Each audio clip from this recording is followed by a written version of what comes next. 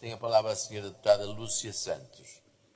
Excelentíssimo Sr. Presidente da Assembleia Municipal, na sua pessoa cumprimento todos os presentes e todos quantos nos assistem à distância. Há cerca de 3 anos eu fiz nesta Assembleia, ou melhor, na anterior Assembleia, uma intervenção na qual me propus a fazer um balanço do mandato do Executivo anterior, que na altura estava próximo do seu termo. Pouco encontrei de positivo. Todos os indicadores demográficos, de desempenho económico, de gestão, evidenciavam o declínio do município de Coimbra em termos absolutos e ainda mais quando comparado com outros municípios de dimensão idêntica. Não recordo terem sido apresentados dados e números concretos para, no fundo, contrariar a informação que na altura apresentei. Passaram-se 3 anos, tomou posse um novo Executivo, o qual não teve direito sequer a um breve período de estado de graça, e penso que este é o momento de fazer novamente um balanço do que é que foi feito, afinal, até aqui. Desde os primeiros meses de governação, que tem vindo a ser acusado de nada fazer, ou então o que faz, faz mal, incluindo a acusação de arruinar empresas camarárias uns escassos 2 meses depois da tomada de posse, proeza, e, portanto, penso que é importante fazermos aqui o ponto de situação. Não vou qualificar hoje esta forma de fazer oposição, mas não resisto a citar aqui Martin Luther King quando diz que a verdadeira medida de um homem não se vê na forma como se comporta em momentos de conforto e conveniência, mas em como se mantém em tempos de controvérsia e desafio. Mas adiante. O que pretendo hoje é tão só apresentar o retrato, a fotografia, de forma muito objetiva, daquilo que aconteceu e está a acontecer na cidade. Não vou falar sequer de ideias bonitas ou projetos idealizados no papel, mas somente daquilo que é tangível, que é perceptível no tecido urbano da cidade. E os cidadãos depois farão a sua leitura. Não serei naturalmente exaustiva, o Sr. Presidente naturalmente que não me permitirá, mas salientarei somente algumas transformações que eu considero que de facto são estruturantes e fundamentais. Em primeiro lugar, enfim, é inquestionável as grandes obras estruturantes para o município. Se uma máquina qualquer do tempo nos trouxesse diretamente de 2021 até o momento atual, com certeza que nos causaria espanto o estaleiro de obras em que Coimbra se transformou. Incómodo para todos, naturalmente. Certo é que o sistema de mobilidade do Mondego, que atravessou 13 governos desde 1994, avança finalmente. Somente em 2022 os municípios começaram a sentir e a ver a ideia a crescer, a sentir o incómodo, que é inevitável, e a ter a certeza de que isto é mesmo a sério. Outra, toda a transformação que se antevê para a zona de Coimbra B e zona ribeirinha. O plano de pormenor da estação intermodal, que tem como epicentro a estação de Coimbra B, mas que também vai abranger a zona ribeirinha e Coimbra A.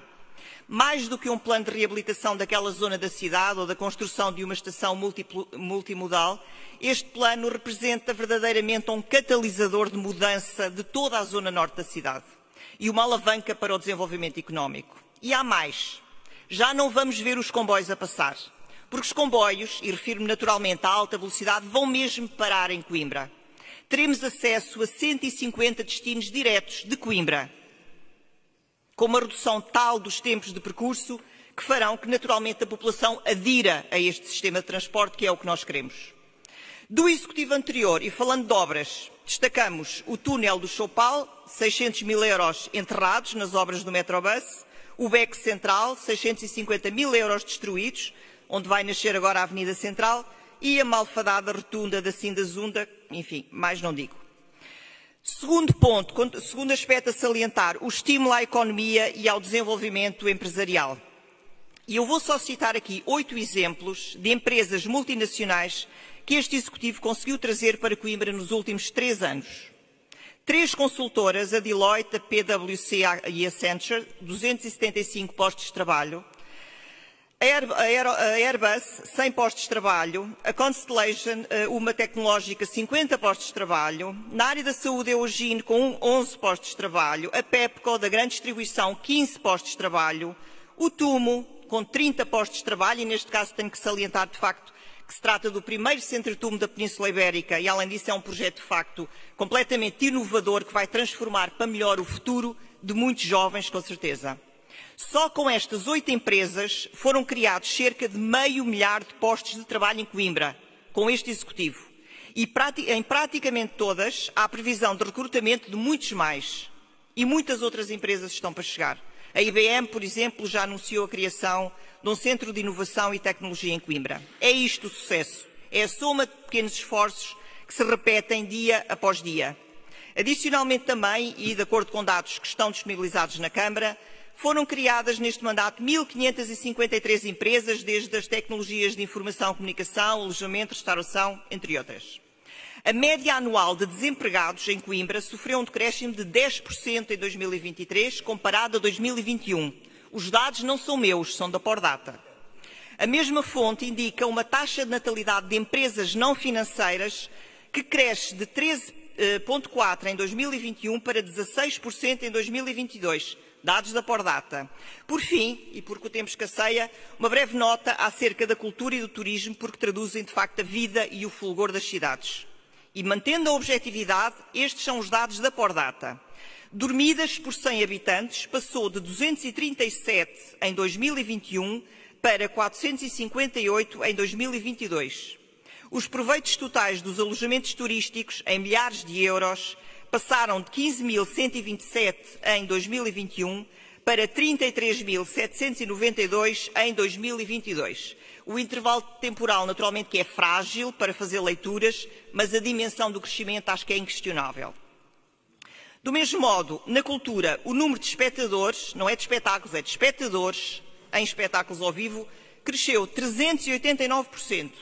E em conformidade, as receitas da bilheteira cresceram 145% e todos estes dados estão publicados pelo INE na Pordata. E demonstrando o compromisso com um desenvolvimento turístico equilibrado e inovador, a Câmara, em parceria com a CIM e outros parceiros, viram aprovada uma candidatura à European Urban Initiative com um projeto de turismo sustentável intitulado Coimbra STLLM, que foi a única candidatura portuguesa que foi selecionada entre 112 candidaturas oriundas de outros Estados-membros, com financiamento de 4,9 milhões de euros. Meus senhores, goste-se mais ou goste-se menos do estilo de governação, apraz-me registar que no fim do dia há trabalho feito e há projetos que estão a andar. A realidade é teimosa, mas a matemática é infalível. Não foi possível há 3 anos elencar uma obra ou qualquer ideia transformadora desta cidade. E de facto confirma-se, tal como disse Joel Galbraith, filósofo norte-americano, nada é tão admirável em política quanto uma memória curta. Disse. Muito obrigado, Sra. Deputada Lúcia Santos. Tem a palavra a Sra.